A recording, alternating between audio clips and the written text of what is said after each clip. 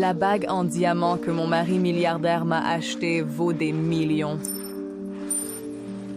Je le jette, il y a des mois. Je l'ai trompé pour toujours. Juste parce que je l'aime. Mon mari a surenchéri sur tout le monde jusqu'à ce que ce diamant à couper le souffle soit à moi.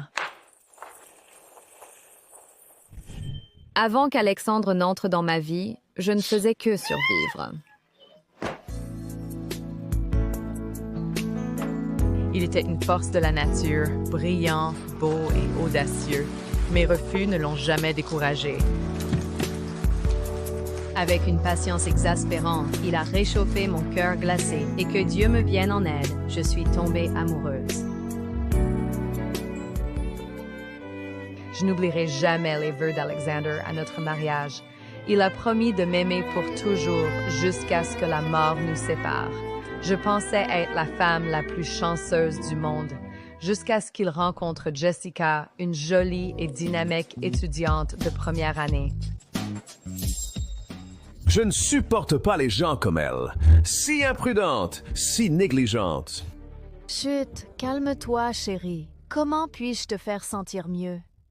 Emma, je suis furieux. Tiens-moi juste comme ça, d'accord? Je t'aime. S'il te plaît, ne me quitte pas. Noyée dans son doux baiser, j'ai complètement manqué la façon dont Alexander regardait Jessica en m'embrassant. Plus tard, j'ai trouvé le post de Jessica sur les réseaux sociaux. C'était le dos d'Alexander. Je le reconnaîtrais n'importe où. Je me suis souvenu de la photo que j'ai reçue ce matin, ma bague encore mouillée avec ces mots moqueurs. Utiliser, c'est agréable. Peu importe combien j'essayais de le nier, la vérité était qu'Alexander me trompait. Quand je me suis réveillée, Alexander était parti. Un moteur de voiture rugissait dehors. Je suis descendue et je les ai vus. Mon cœur s'est brisé. Alex, qui aimes-tu le plus, moi ou ta femme? À ce moment-là, son silence a pris ma décision. Il était temps de partir. Après avoir été témoin de l'infidélité d'Alex, j'ai fait semblant que rien ne s'était passé. Chère Emma Carter, l'Institut de recherche Humboldt attend avec impatience votre arrivée. J'avais accepté un poste de recherche à l'étranger. C'était le travail de mes rêves, celui que j'avais abandonné pour épouser Alex. Cette fois, je ne le laisserai pas passer. Quel est ce message? Juste du spam. Alex me conduisait chez sa mère quand je l'ai reçu. Emma, où est ta bague? Tu as promis de ne jamais l'enlever. Ah, Tuckin, n'avait-il pas promis de ne jamais me trahir? J'ai utilisé mon excuse préparée, sécher le bijoutier pour être nettoyé, tu te souviens? Récupère-le demain. J'ai besoin de cette assurance. Peut-être dans quelques jours. Ces choses prennent du temps. Il a froncé les sourcils. Puis, son téléphone a sonné. Cette sonnerie spéciale que je connaissais trop bien. Juste du spam. Son expression n'a pas changé, mais j'ai aperçu ce petit sourire dans ses yeux. Tu as raison. Qu'est-ce que quelques jours? Nous avons l'éternité. Bientôt, nous sommes arrivés à la villa et j'ai entendu des rires joyeux. Je n'avais pas vu Eleanor aussi heureuse depuis la mort du père d'Alex. Elle tenait Nala, le chat errant que j'avais sauvé près de chez elle. Un chat qui ne me laissait jamais le toucher. Ce chat qui m'avait toujours repoussé se frottait contre une autre femme. Ça fait un moment. C'est toi. Les souvenirs d'elle avec Alex rendaient la respiration difficile. Pourtant, elle était là avec ce sourire suffisant. Ça fait un moment. Emma, où sont tes manières? Mon silence a valu à Eleanor sa première réprimande. Pendant ce temps, Alex faisait l'idiot. Qui est-elle? Eleanor était tout sourire, présentant son nouvel amoureux. Même Nala avait décidé qu'elle était sa maîtresse. En voyant cela, mon cœur s'est serré. Maman, la fête commence. Alex me tenait la main, jouant toujours le mari parfait. Tout le monde autour de nous louait sa dévotion. Il me servait à manger, bavardant et souriant. Personne n'a remarqué quand ma cuillère est tombée. En me penchant pour la ramasser, j'ai vu le pied de Jessica caresser la cuisse d'Alex sous la table. Il ne l'a pas arrêté, son sourire social ne faiblissant jamais. La nausée m'a frappé fort. À travers la maladie, une pensée absurde m'est venue. Quelle ironie si je me retrouvais enceinte maintenant. J'ai fermé les yeux presque en riant. Cela semblait encore plus ridicule que sa trahison. Pourtant, je ne pouvais pas respirer. Je devais sortir maintenant. J'ai surpris le regard d'Alex passer de mon assiette pleine à moi, son expression passant de la confusion à la stupeur. Était-il inquiet ou simplement coupable? Je m'en fichais, je ne pouvais pas le laisser me surprendre. Je ne me suis pas retournée. J'ai entendu Alex se lever, puis le léger souffle de Jessica. Il ne m'a pas suivi. À ce moment-là, il l'a choisi. Cela m'a tout dit. Je me suis assise seule sur un banc près du jardin, sentant les roses, profitant du calme. Puis, j'ai entendu Nala miauler. J'ai suivi le son vers le jardin arrière. Soudain, j'ai aperçu 2 silhouettes serrées l'une contre l'autre. Ne t'ai-je pas dit de ne pas venir, vilaine fille? Mais je ne pouvais tout simplement pas manquer l'anniversaire de ta mère. Ne refais pas ça.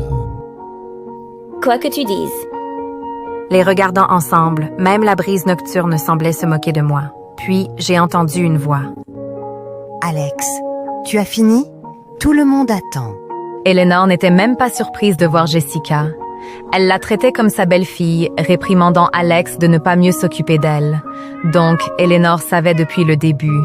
J'étais la seule à être trompée. Viens ici, Nala. Tu es tout ce qu'il me reste. Mais elle a arqué son dos et m'a griffé. La douleur m'a laissé stupéfait. Je n'aurais jamais pensé que le chat que j'ai sauvé me blesserait. D'ici, les 3 ressemblaient à une vraie famille. Une vague de chagrin m'a frappée, puis une douleur aiguë dans le bas-ventre. Tout est devenu noir. Je me suis réveillée avec l'odeur de désinfectant d'hôpital. Puis j'ai vu un rapport d'échographie. Je suis enceinte? J'étais enceinte, mais le choc d'hier soir a failli me coûter le bébé. En regardant cette petite vie sur la photo, j'ai vu à quel point le destin pouvait être cruel. Mais à cet instant, toute ma solitude et ma faiblesse ont disparu. Je ne suis plus seule. Félicitations. Je vais le dire à Monsieur Reed tout de suite. Il était très inquiet toute la nuit. J'ai demandé à tout le monde de garder le secret, disant que je voulais surprendre Alex, parce que cet enfant est à moi seule. Alex ne le saura jamais. Peu après, j'ai entendu des pas précipités dans le couloir. Oh, Dieu merci, tu vas bien. Tu disais des choses insensées hier soir. Je pensais que tu allais me quitter. Tu sais que je ne peux pas vivre sans toi et je ne te laisserai pas partir. Je ne quitte que les tricheurs. Alex, m'as-tu trompé? Il s'est figé. J'ai vu la panique dans ses yeux. Emma, non, je te jure. Alors, de quoi as-tu peur? Je ne te quitterai pas. Je t'aimerai pour toujours, Emma.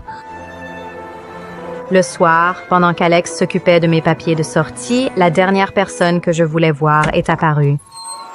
Je suis contente que tu ailles bien. J'aurais dû venir plus tôt, mais mon copain m'a épuisée la nuit dernière. Je n'ai pas pu sortir du lit avant midi. Il ne se lasse pas de moi. Chaque fois qu'on se voit, il me veut toute la journée et toute la nuit. Tu sais quoi? Pendant que tu étais évanouie ici, j'étais dans ton lit avec Alex. Tu sais à quel point il est bon, n'est-ce pas?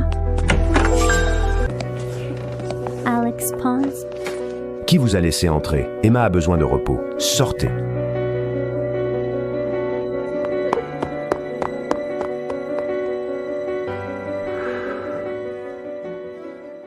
Est-ce qu'elle va bien? Il n'est pas aussi important que toi, mais maman l'aime bien. Je vais vérifier comment elle va. Attends ici.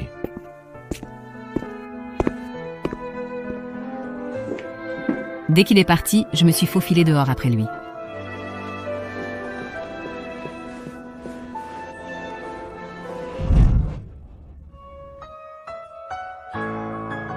Ne t'ai-je pas dit de laisser Emma tranquille?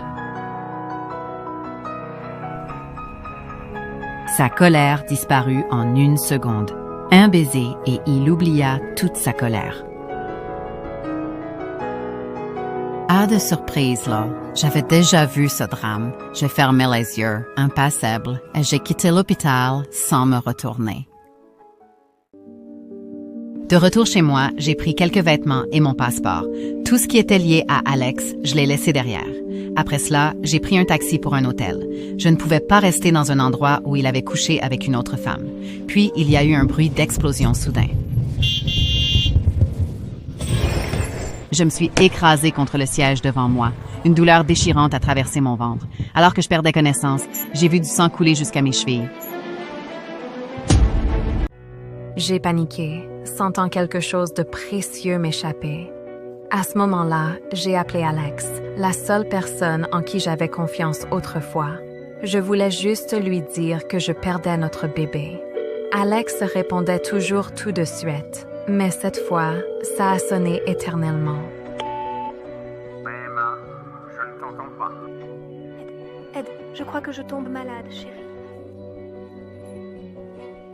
J'ai un problème avec un client. Je te rappelle. Je me suis évanouie dans une mare de sang avant même qu'il ait fini. Je t'ai dit de ne pas faire des coups comme ça. Mais tu avais promis que ce voyage était juste pour moi. Je vais acheter un cadeau pour Emma en rentrant. Elle va me serrer dans ses bras et pleurer comme elle le fait toujours. Quand je me suis réveillée, le médecin m'a dit avec regret que j'avais perdu mon bébé. Je suis devenue insensible, mais les larmes continuaient de couler. Mon professeur à l'étranger m'a envoyé un message pour prendre de mes nouvelles. J'ai dit que je me reposais. Il a gentiment proposé de m'accorder un délai supplémentaire. Ne vous inquiétez pas, professeur, je serai là à temps. J'ai bloqué Alex surtout et j'ai pris un avion pour Berlin. Je lui ai laissé une surprise spéciale pour son anniversaire. Alexander, j'espère que nous ne nous reverrons jamais. Elle ne ignore jamais mes appels sans raison. Quelque chose doit clocher. Je pense que Madame Reed est partie en voyage. Je l'ai vue partir avec quelques vêtements. Elle a seulement pris ses affaires de tous les jours. Pour Alex, ouvre le jour de ton anniversaire. Je suis arrivée à Berlin après la tombée de la nuit.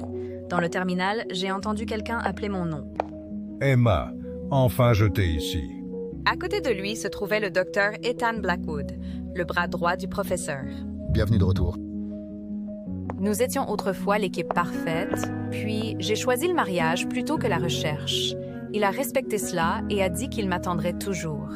Après 3 ans avec Alex, au moins quelqu'un était vraiment heureux de me voir. Des jours d'épuisement et de douleur avaient poussé mon corps à ses limites. Tu as assez souffert. Pendant ce temps, la fête d'anniversaire d'Alex était sur le point de commencer.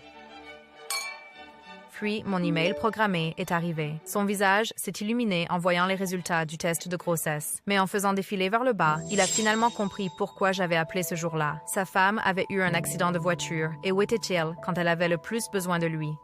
S'embrasser avec sa maîtresse, se promener, faire l'amour. Puis, il se souvint de mon cadeau d'anniversaire. Il se précipita à l'étage, déchirant la boîte cadeau. L'alliance et les papiers de divorce tombèrent par terre. Emma veut divorcer? C'est son cadeau d'anniversaire pour moi? Elle veut divorcer de toi. Laisse-la partir. Elle le regrettera. N'ose pas parler d'elle. C'est fini. Trouve Emma maintenant. Je dois savoir exactement où elle est.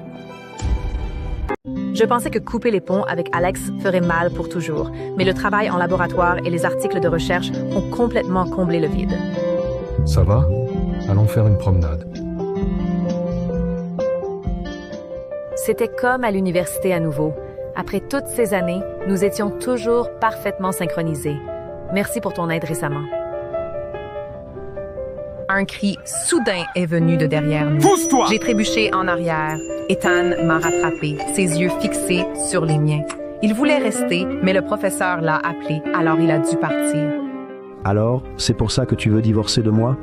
Une voix a brisé le silence. Alex, ce tenant-là, sortit de nulle part. Nous n'étions séparés que par une route, mais cela semblait si loin.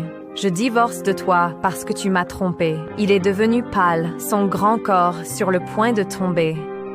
C'était juste une aventure. Je t'aime seulement, Emma. Je suis désolé. Je te cherche depuis des mois. Mémé est couché à droite à gauche. Alexander, tu ne fais que me faire regretter d'avoir jamais été avec toi. Alors tu t'es précipité parce que tu avais déjà un autre gars qui t'attendait, hein?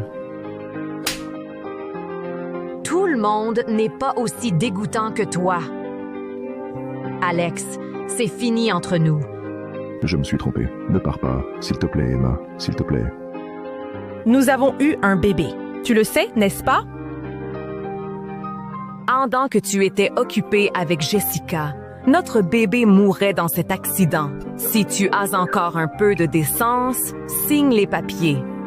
Non, Emma, s'il te plaît, ne pars pas. Je mourrai sans toi. Ah, Edgar. Alors tu meurs. 3 ans plus tard, Ethan et moi sommes revenus pour un forum académique. Par la fenêtre, j'ai vu la villa où Alexander et moi avons vécu.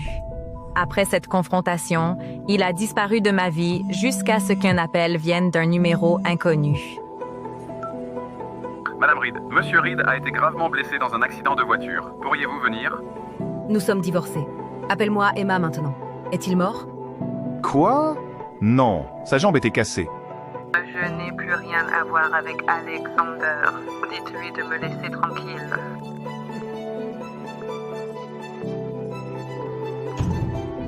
Peu après, les avoirs d'Alexander ont été gelés. Il a dû vendre aux enchères tout ce qu'il possédait. On dit que son ex-amant a révélé sa liaison par vengeance, puis est parti avec son argent. Ethan m'a rappelé que c'était mon tour sur scène. Après toutes ces années, je me tenais enfin sur la scène dont je rêvais. Les applaudissements étaient écrasants. J'ai aperçu quelqu'un dans un fauteuil roulant au fond. Après que cela se soit terminé, j'ai reçu un message. Super discours. Heureux que tu aies réalisé ton rêve. Je l'ai supprimé comme toujours. Je n'y ai même pas réfléchi à 2 fois. Pendant des années, tous mes sentiments, bons ou mauvais, venaient uniquement de mon mariage. Mais maintenant, j'ai ma carrière et mes amis. Mon bonheur ne dépend pas d'une seule personne. Désormais, chaque expérience me rend plus moi-même. Qu'est-ce qui ne va pas? Allons-y, seulement en avant à partir d'ici.